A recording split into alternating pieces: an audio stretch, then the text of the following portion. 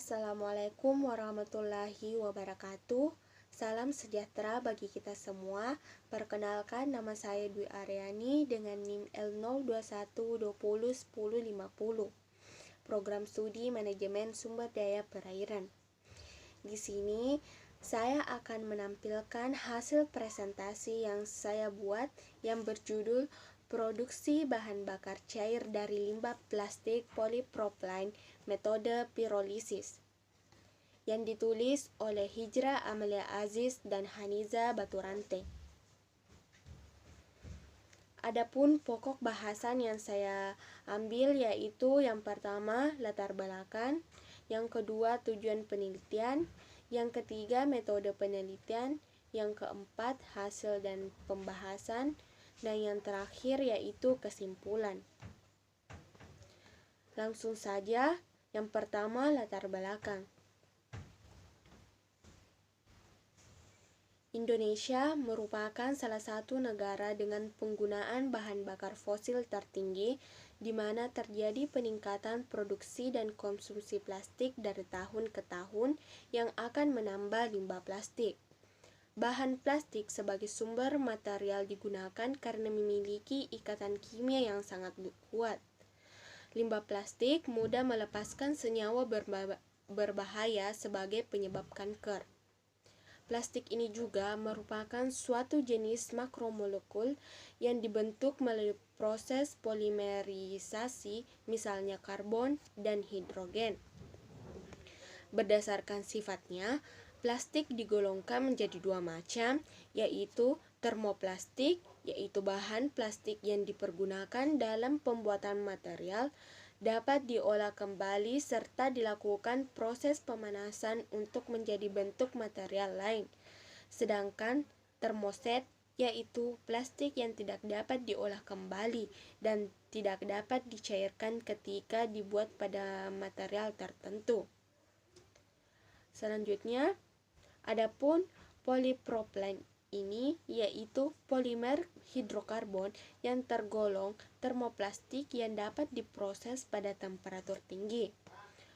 Polipropylene ini berasal dari monomer propilen yang dihasilkan dari penyulingan minyak bumi. Sifat polipropylene ini kuat dan ringan dengan daya tembus uap rendah. Ketahanan baik terhadap lemak, stabil pada temperatur tinggi dan cukup mengkilat. Penggunaan jenis plastik polipropylene ini sangat banyak digunakan dalam kesehatan karena sifat mekanis yang baik dengan yang rendah, tahan terhadap temperatur tinggi dan lembab. Oleh karena itu, limbah plastik jenis polipropylene ini dapat didaur ulang kembali melalui proses termal guna mendapatkan bahan bakar minyak. Sedangkan pirolisis merupakan proses secara termal di temperatur tinggi tanpa adanya oksigen oleh penguraian material organik. Secara umum, untuk mendapatkan minyak bahan bakar sebanyak kurang lebih 150 ml perlu dilakukannya pirolisis. Selanjutnya, yang kedua yaitu tujuan penelitian. Penelitian ini bertujuan untuk menghasilkan bahan bakar termal yaitu pirolisis, di mana bahan yang digunakan yaitu plastik bekas kemasan gelas dengan variasi suhu 200 derajat Celcius, 250 derajat Celcius, 300 derajat Celcius, 350 derajat Celcius, 400 derajat Celcius, dan 450 derajat Celcius. Serta untuk memperoleh bahan bakar minyak dari plastik PP, teknik pirolisis dengan penentuan suhu dan waktu tinggal optimum yang dihasilkan. Selanjutnya yang ketiga yaitu metode penelitian. Adapun metode yang digunakan pada penelitian ini yaitu teknik pirolisis untuk memperoleh bahan bakar, di mana Bahan dasar yang digunakan adalah limbah plastik bekas kemasan gelas mineral yang merupakan plastik polipropylene dengan rangkaian alat pirolisisnya antara lain pemanas listrik, pengontrol temperatur, kondensor, dan penampung hasil produk minyak. Adapun pengujian nilai kalor dengan alat bom kalorimeter, penentuan densitas dengan piknometer, dan penentuan komponen senyawa kimia dengan alat GCMS. Adapun tahap penelitian yang pertama, persiapan awal. Tahap pertama ini dilakukan persiapan bahan dasar plastik jenis polipropylene, yaitu dengan pembersihan, pengaringan, dan pencacahan limbah. Selanjutnya tahap kedua yaitu melakukan proses pirolisis, di mana sebanyak 50 gram sampel limbah plastik polipropylene yang sudah dicaca kemudian dimasukkan ke dalam reaktor pirolisis dengan variabel suhu yang digunakan pemanasan yaitu 200 derajat Celcius, 250 derajat Celcius, 300 derajat Celcius, 350 derajat Celcius, 400 derajat Celcius, dan 450 derajat Celcius plastik. Selanjutnya tahap yang ketiga yaitu analisis minyak hasil pirolisis, di mana analisis ini dilakukan dengan densitas dengan piknometer, analisis nilai kalor dengan bom kalorimeter, serta alat gas kromatografi, mass spektrometri atau sering disebut GCMS. Selanjutnya yang keempat yaitu hasil dan pembahasan. Hasil yang pertama yaitu hasil proses pirolisis variasi suhu, di mana analisis ini dilakukan terhadap 6 variabel perubahan suhu proses pirolisis untuk mencari suhu optimum, di mana hasil yield minyak untuk variabel suhu dengan waktu pirolisis selama kurang lebih 2 jam yang menunjukkan bahwa hasil yield diperoleh sebesar 79,85%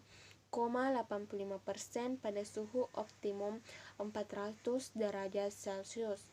Hal ini disebabkan yield semakin meningkat seiring dengan peningkatan suhu.